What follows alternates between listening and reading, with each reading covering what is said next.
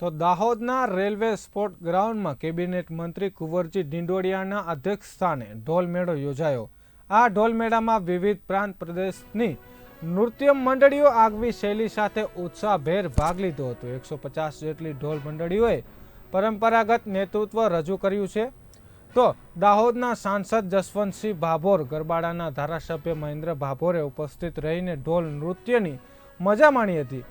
આ તકે કુબેર ડિંડોરિયાએ કાર્યક્રમમાં ભાગ લેનાર કલાકારોને શુભેચ્છા પાઠવતા જણાવ્યું કે આદિવાસી સંસ્કૃતિમાં ગીત, સંગીત અને નૃત્યનો શુભંગ સમન્વય જોવા મળે છે। આનંદ ઉત્સાહથી ભરપૂર આદિવાસી સંસ્કૃતિનો આપણે જતન કરવું જોઈએ। ભવ્ય આદિવાસી વારસાને જાળવી રાખવા માટે આ પ્રકારના કાર્યક્રમોનું આયોજન કરવું ખૂબ જ જરૂરી છે।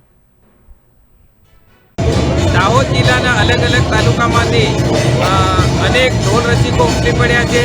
અમારો મેઇન આશય એ છે કે જે અમારી આદિવાસી સંસ્કૃતિ છે ઢોલ એ લુપ્ત થતી જતી હતી અને એને ઉજાગર કરવા માટે અમે આ ભીલ સમાજ સુધારણા મંડળ મારફતે દર વર્ષે ઢોલ મેળાનું આયોજન કરીએ છીએ અને આ ઢોલ મેળાની અંદર અસંખ્ય ઢોલ રસિકો ઉમટી પડે છે અને એમાં જેટલા બી ઢોલ આવે છે એ ઢોલને અમે પ્રોત્સાહિત ઇનામ પણ આપીએ છીએ મંડળ દ્વારા।